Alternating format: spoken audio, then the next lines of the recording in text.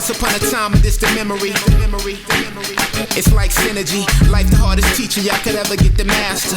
Get a test first, then y'all get that lesson after. Steve's never stressing them G's to freeze egos. Please, I just get them in threes, like the Migos. Prolific with the music while they browse. I put out more priors than public house. Weakest in the room, the biggest mouths. They batted 100, I'm with 1,000. See, in the game of life, it ain't a sequel. What's going on, everybody? I'd like to welcome y'all back to the Diagnosis Success Podcast, where we talk about motivation, inspiration, dedication, and as always, just showing your higher self, man. And we got a phenomenal guest today, man. This brother is dynamic. He's amazing. He's phenomenal. He's motivational. He is inspirational. He's a leader. He's an entrepreneur. He's an author. He does it all, man. This is my brother, David Nurse. David, what's up, man? Kyle, hey, can I hire you to be my agent, my spokesperson, my hype man? Like, what do I got to do to take you away and hire you full time? Look, man, we appreciate you, man, coming on the podcast, brother, man. We truly appreciate you, man. Thank you for your time, brother. So, Absolutely. I gave like a brief overview, but for the listeners for the first time who are just really getting tapped in, which they must be under a rock if they don't know who you are. But, for those people, that's under their rock. Right? Could you just explain to the people who is David Nurse?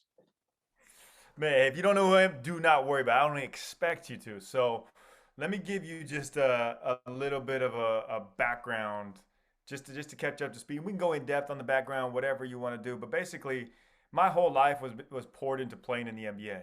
I grew up in this small, middle of nowhere cornfield town of Iowa, and I thought I was going to play in the NBA.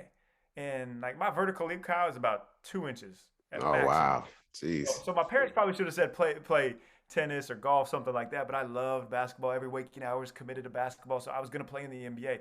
I poured everything I had into it. Got to grinding my way to play college basketball and playing overseas professionally. And when I say that, playing professional overseas, people are like, oh, that's great, that's cool. But it's more like the Will Ferrell semi-pro type of league, if I'm being honest with you. And hey, imagine this, though. I'm still thinking I'm playing in the NBA. I didn't have a backup plan. I'm pouring everything I have, 2-a-days, film study, personal development, and I get cut from this team. I get cut. So all my hopes and goals and dreams, everything I poured into my life is taken away from me, turned upside down, my face rubbed in the dirt, basically. So I got nothing going. I go back, I'm living on my parents' recliner chair in Kansas City, where they were living at the time, for about 6 months, feeling bad for myself, licking my wounds. And my mom, she'd be great on this podcast. She'd always say these motivational, inspirational quotes. And she would say, like, whatever, Mom, in one ear, out the other, I'm not listening. But she said this one that stuck with me. I remember vividly, she was doing dishes, and I was kicked back in the chair. She said, David, when one door closes, 4 open, and an entire beachfront patio overlooking the ocean. I was like, hold up, wait, I thought it was one door. Where's this beachfront patio coming from? I don't know about this. But what she was saying was everything I poured into playing in the NBA, what I thought was for myself, was actually my ability to coach players who had more God-given ability, 7-foot height, athleticism, to play in the NBA. So it wasn't a waste. My whole life wasn't wasted. It was setting me up. And sometimes, well, a lot of times, actually, which is crazy, there's a stat, 85% of people tie their biggest setback to their biggest success. So when something feels like it's all been taken away from you, it's actually just leading you to what your actual thing you should be doing is. Your setback leads you to your setup. So from that moment on, I realized I'm going to coach in the NBA. Now, it's a whole long story we can get into of how that actually happened and everything, but coached in the NBA in Brooklyn, New York. Brooklyn. It was awesome. It was awesome. I like to say, Kyle, that I set the foundation for who Brooklyn has become now. Like the team, I had nothing to do with it. We were horrible back then. But that led to afterwards training NBA players individually and finally like continuing to pivot. My whole life's been a continued pivot to writing books, speaking all over the world, podcasting, and just helping people really, man, at the core find what their true purpose, their true joy, their true mission is, and helping them unlock it and unleash it. Well, that's amazing, man. And I think, well, you dropped so many gems within that time frame that you were talking.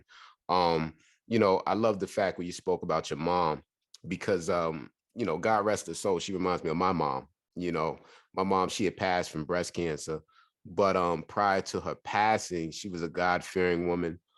She was a teacher for the Board of Education.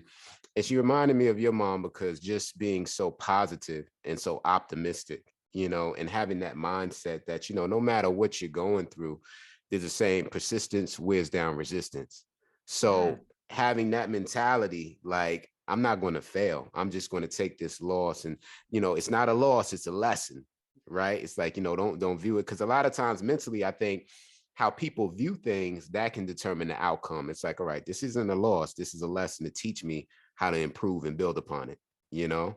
So it's amazing. You know, you know how true that is. Like, let me speak on that for a second. Is the power of perspective. Now, think about this. There is every situation that happens to us, we have the choice of how we view it. And you know that guy in the movie Batman who flips the coin, Two Face? Mm-hmm. Think about that as life. Like that coin, if it's flipped and it lands on tails, Two Face is doing something terrible. So something bad happens. Tails equals bad, heads equals good. But what if tails could equal good, head could equal good, which it Mm-hmm. does. So any type of failure, perceived failure, is only teaching you how to do it better the next way. Failure is never failure. Any type of hardship that comes your way, any type of sickness or just downturn of your whole life, like you literally have that ability to teach somebody else who's going to go through that at some time as well. So for you, God rest your mom's soul, like you could probably talk to people who have lost their mother and you guys relate and you guys connect and you will have much more of a voice because that happened. But that's spinning it for the positive. The perspective on it is the positive. So anything that happens to us, I'm a firm believer, is never happening necessarily just to us, but it's happening through us Mm. so that we can go benefit others. Mm, mm. I love that mentality, David. And it's like, that's a mentality of purpose, but also servitude, right? Like Yeah. understanding that we're not just living this life for ourselves. That's a selfish mentality. It's like, we're here to help other people and we can channel those life experiences to better impact other people. Mm. And I'm gonna say, man, you a genius, bro. Cause I seen a lot of your, I'm telling you, man, listen, man, I saw a lot of your reels, and I'm like, wow, man. I'm like, I'm like, I need to watch one of these every day before I start my day. I'm like, I'm getting pumped up here, man, before I hit the gym, right? But you said something, man, that I really loved. You said everybody has a superpower, which is choice. And I like when I Mm-hmm. heard you say that, and could you just expound on that a little bit for the listeners? Like. Yeah, for sure, man. So that is the super. First of all, that's the first time I've ever been called a genius. So thank you very First much. time on the Diagnose First Success time, podcast. baby. Yeah. But yeah, so we have on average we have 35,000 choices that we make daily. 35,000 choices. Now a Wow. lot of those are just habit and it's just ritual. 80% of choices are habitual, so it's about how you set up your habits.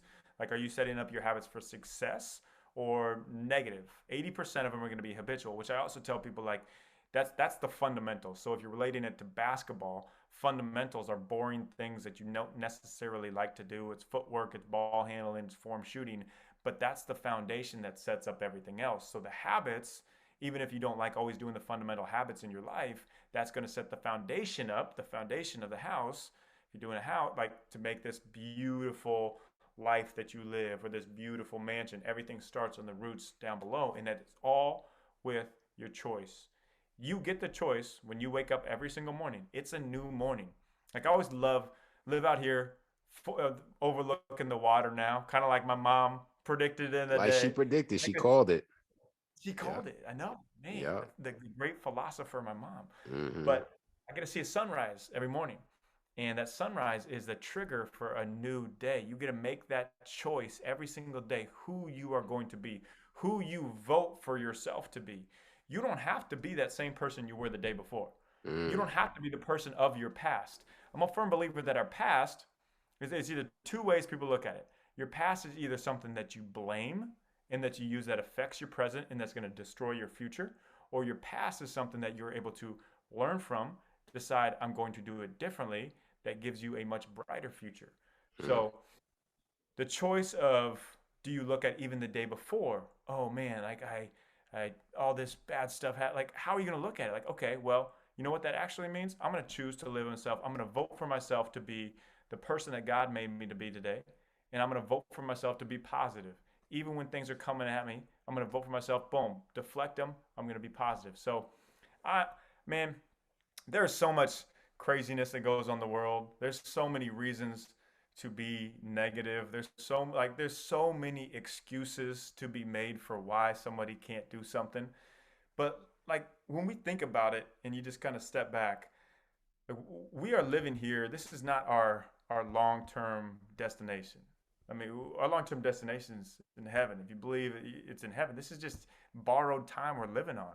So why take yourself so seriously anyways? Like, Mm. yes, love others. Yes, love Jesus. Yes, yeah, like, but you don't have to take yourself so seriously. Like, every little thing does not have to stress you out, man. It's just, Mm. I don't know. I'm just a big believer on that choice being spin things for the positive, because there's always, it's like that coin we talked about. There's always two ways to look at it. Mm. Man, well, listen, man, I got past the offering plate for Pastor David because you preaching to me now, brother. I had a stressful day. So you're right though, man. Mentality, man, and just keeping that focus, man. It's so true. It's so true. Just being locked in. So wow, man. I mean, you dropping a lot of gems, man. One question that I had for you too, David, was I mean, you've had a lot of success. You've dealt with a lot of people, worked with a lot of people, had a lot of different experiences.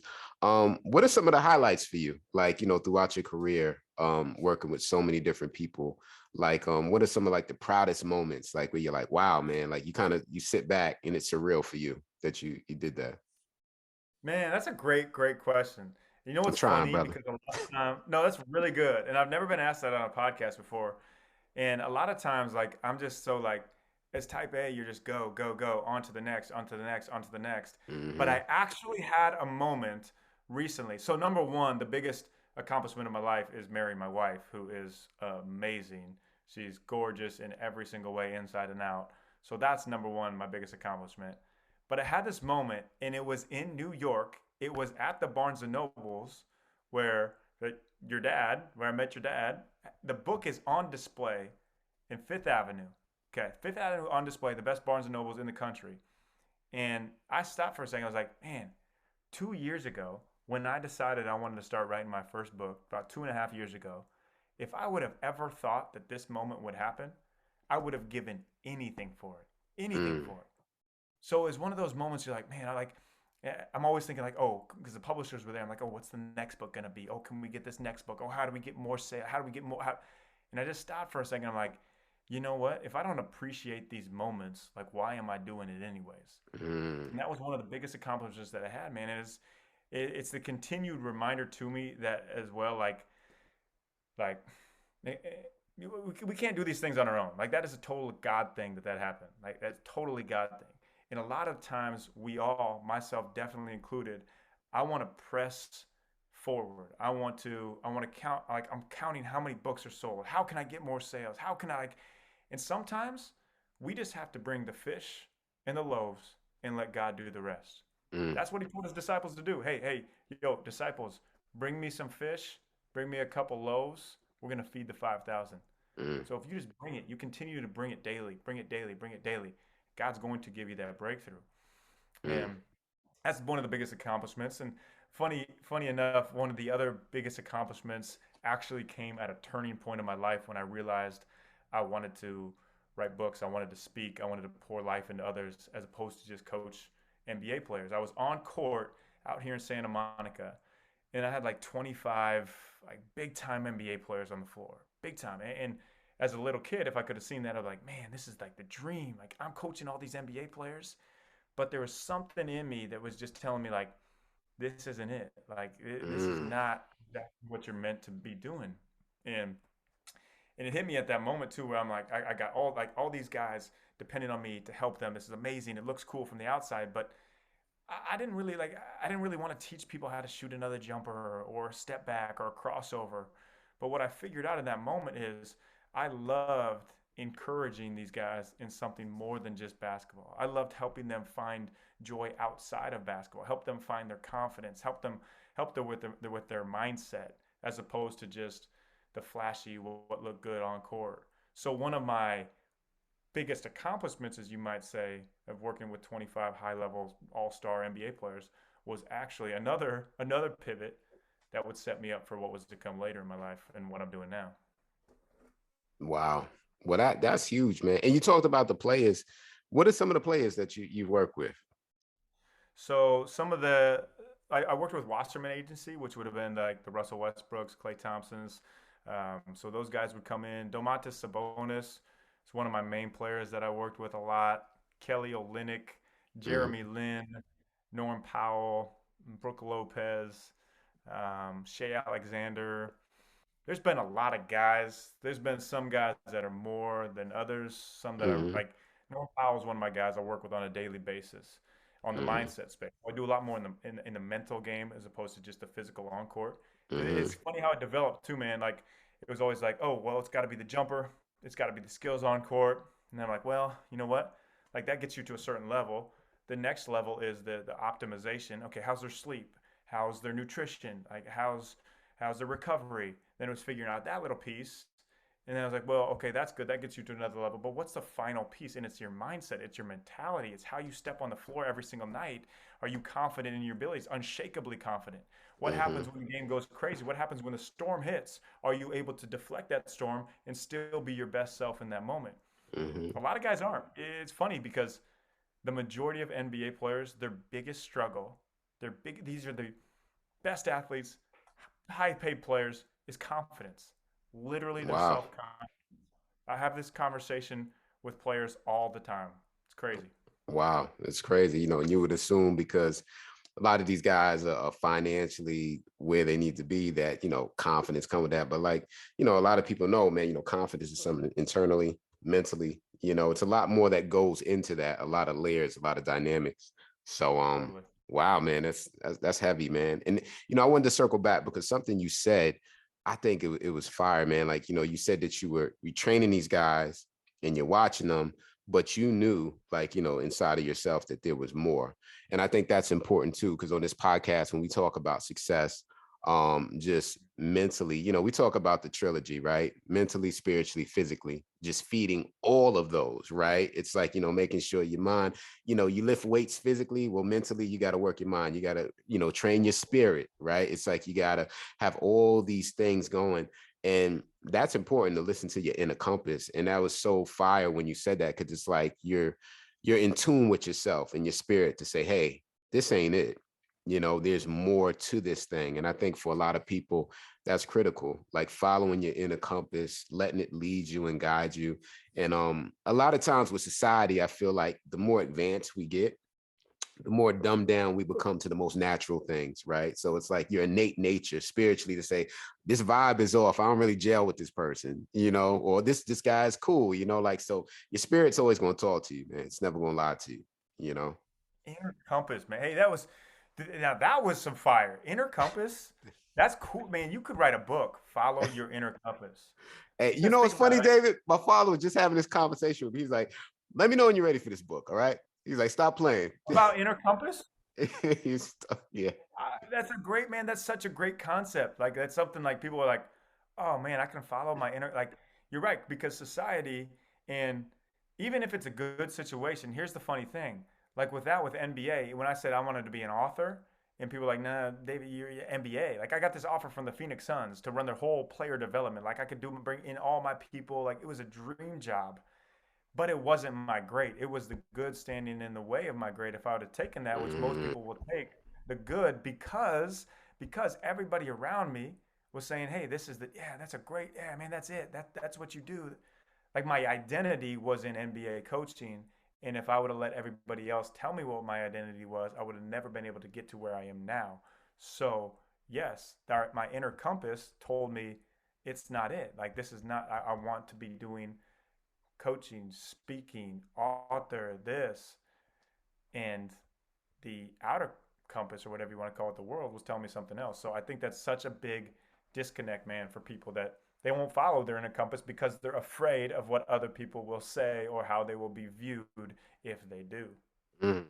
That is powerful, man. Like, and I love that you said that, man. You know, a lot of people let their good stand in the way of their great, right? Yeah, So it's like, you totally. know, when people get comfortable, you know, and I always say it's like, you know, you have to be uncomfortable being comfortable because that Mm, comfort zone will kill you. You know, like it'll say, all right, you know, well, this is comfortable, this is what I'm used to. And because it's familiar, I'm gonna stay here. But if you stay there, you'll never get to your final destination, which is greatness, you know? So, wow, man. You got the gems, David. I told for all the listeners, man, I told y'all, his brother's a hey, genius. hey, so do you. Hey, we just burnt the book here today. All The right, inner right. compass. In the compass, man. Look, Follow your inner compass. look, that's it. That's That's it, it, man. man. That's it, man. Look, I got some more for you too, man. Because we spoke about the book, man. Book is phenomenal, man. Like, um, I guess from just talking about it, I mean, because obviously they know that you're an amazing author. Is there one particular chapter in the book that you really love the best? It's like, you know, like a musician, they drop an album, that's their favorite single. Like, what's your what's your favorite chapter, you know? Man, you know what's hey, that's another awesome question. Like I've never got that, but of many as many podcasts about the book I've done, I've never got what is your favorite chapter. You know what it is? My favorite chapter is the last chapter in it because the last chapter leads me up to the moment that my wife walked down the aisle, and Wow. it was the whole culmination of the different segments that Breakthrough is about is the confidence, the cooperation, the service, the purpose. And you know Mm, what is no bigger than all of those together added up is finding the one that God has made for you. And for me, it was is in the book I write about at the end of just like the moment where I was like, oh, it's like yeah, it's on. Like every one of these have come in step together. These four segments. This was my biggest breakthrough that I've had. mm, So that's my favorite chapter, but I mean, it's almost like choosing your favorite kid. I think I'm right. biased, man, since I wrote it. Like, I think there's some points that look at things from a different lens that can open up different ways to lead, even. Like, for one of them, for example, is most people say, well, everybody says you got to be a great listener to be a great leader. And when you think about listening, you think about just being quiet and hearing.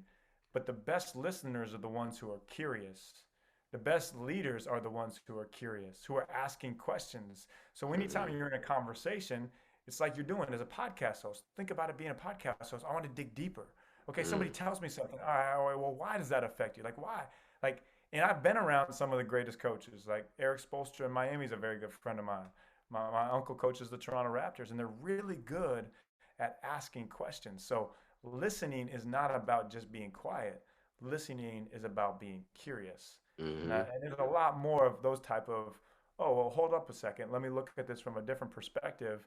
And it's kind of changes the way you might have viewed certain aspects prior. Yeah. No, I agree. I agree. Listening, you know, and just learning, just being a sponge, just taking it all in, man, taking in knowledge, man. You know, Hey, another you know question. what though? You know what though? On that point too, like as much, and this is in here too, as much as people love reading books, listening to podcasts, taking in knowledge, one of the biggest disconnects is between knowing and doing. And there was back in the philosophical days, in like the Aristotle's, the Plato, Socrates, there was this word called techne. And techne is the art of doing. So this was before the pre-Socratic era. So this was before these guys came in.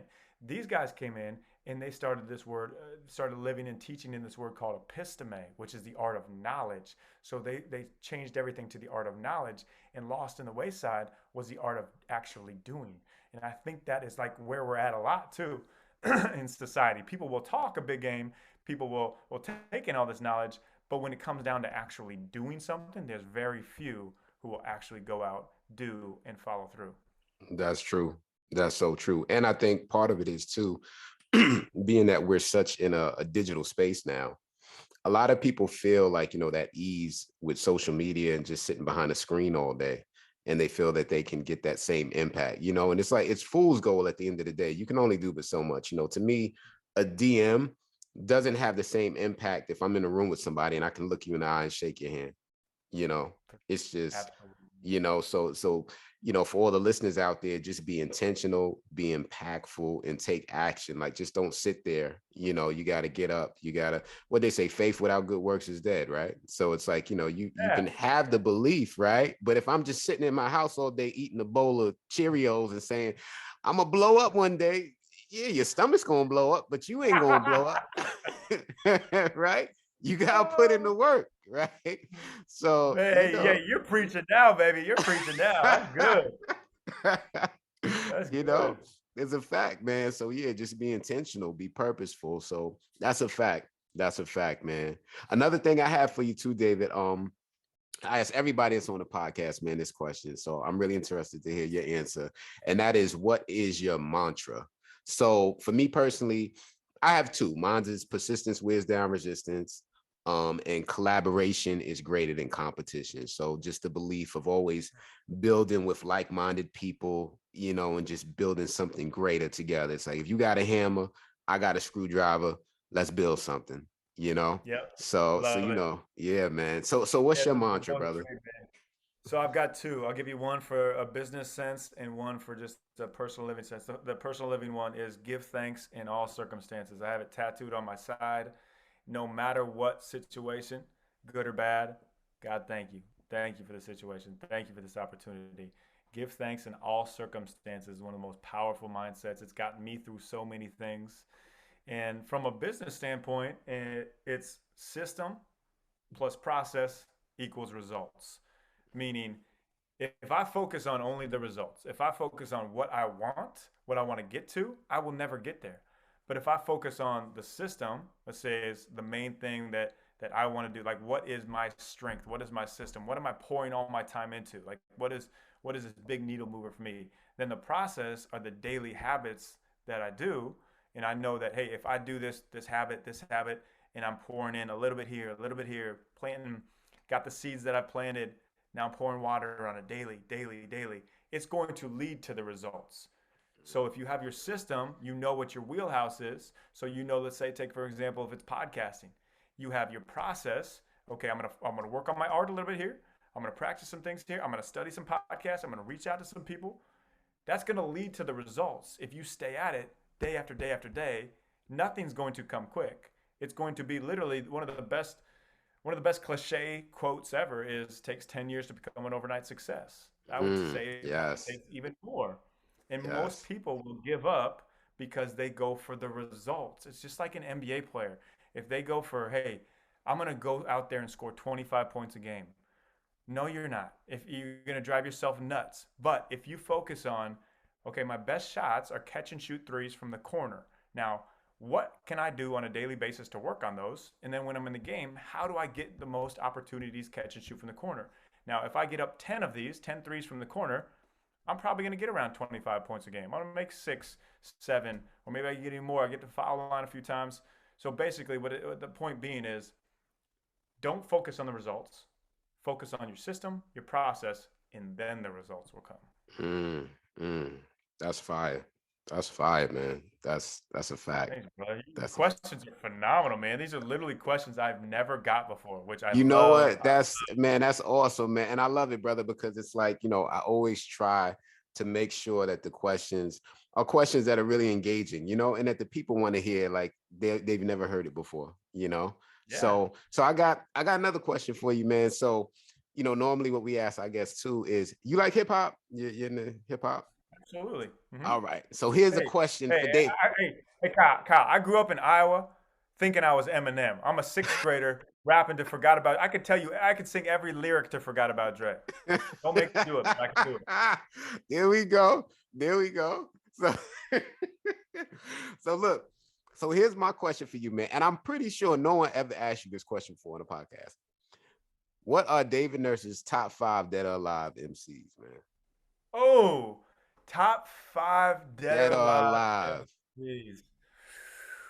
I mean, can I throw Eminem in there? Of course. Can I Look, throw him? it's your list, man. It's your list. All right. I'm And gonna they don't go gotta be in no Eminem. particular order. Just your Yep, top five. Eminem, Tupac, Jay Mm, Z, old school. Jay Z, old school. mm-hmm. Kanye, when I was in college, when it was that graduation Yeah, album. I Ooh, agree. man, my pregame song was "The Good Life." Every single Mm, game, "The Good Life." mm-hmm. Um, man, and I'm gonna go. I'm gonna go. You know what? I'm gonna go Christian rap. I think Lecrae is phenomenal. That dude Lecrae's is fire. on He's another fire. level. He's fire, man. He's fire. And talking about Lecrae, personally, I feel he took Christian hip hop to another level, you know, Yeah. because prior to him, I know they had groups like they had the Cross Movement, they had the Gospel Gangsters, they had T-Bone. There was a lot of Christian MCs, but when Lecrae hit, what he was able to do with Reach Records. I mean, you got guys like Andy Mineo and all these other guys on the roster. I mean, he's really elevated the art form, I've seen he's taken a lot of flack too. Like some people feel he's not preachy enough, but the reality is this: the way I feel is that the times that we're living in, especially with young people, it's good that they can get great music that they can relate to. I don't feel that every other, like, what do you want? Every other bar has to say Jesus. It's like, you Hey, know, that's such a good point, Kyle. I love that. Like he made Christian rap actually cool. Like everything Mhm. before it was cheesy,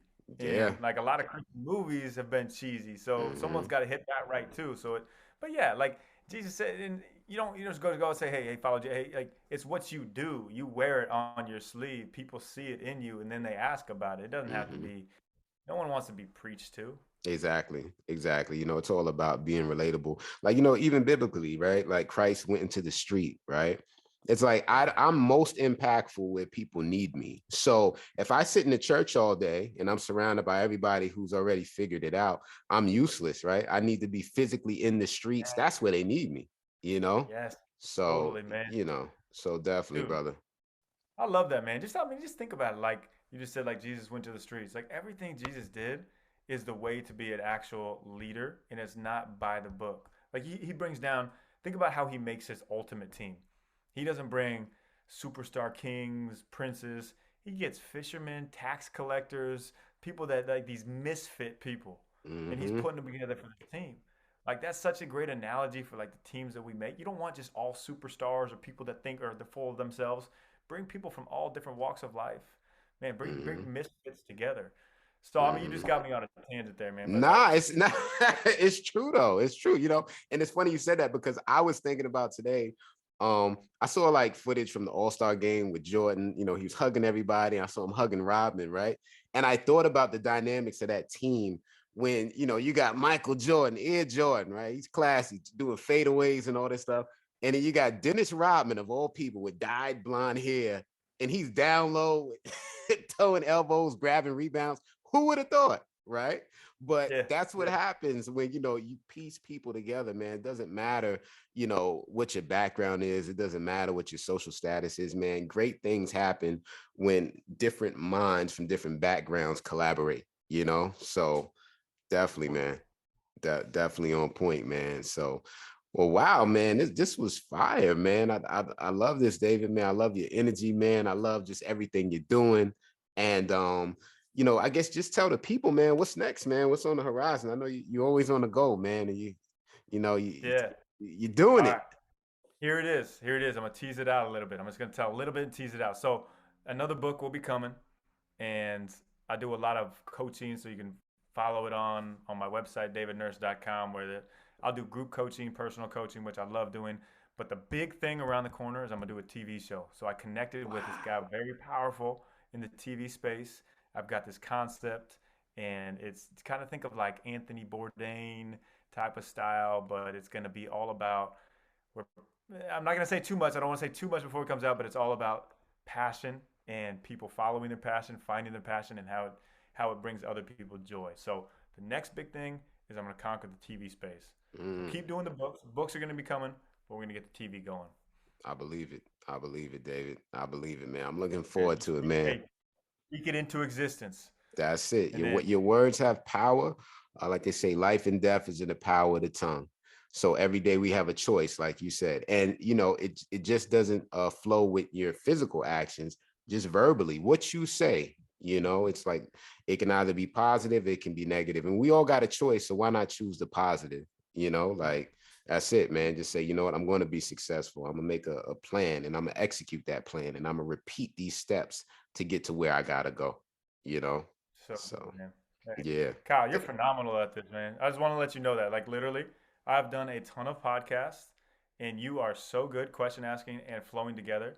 So keep this thing going because it's Thank you, just brother. keep doing it because this will be. You'll look back at this someday, and this thing will be a big. I mean, it already is a big show, but it'll be one of the biggest. I appreciate it, man. Look, I appreciate you, brother. Thank you, man. Thank you. And man, we definitely gonna keep it locked in, man. Keep it tapped in with you. And yeah, definitely, man. So we appreciate you, man. And once again, this has been the Diagnosis Success Podcast. Thanking my brother David Nurse, man, coming on, man. He's phenomenal. I told y'all he's a genius. Don't play with him. And and we appreciate y'all listening as always, man. Stay successful and stay intentful.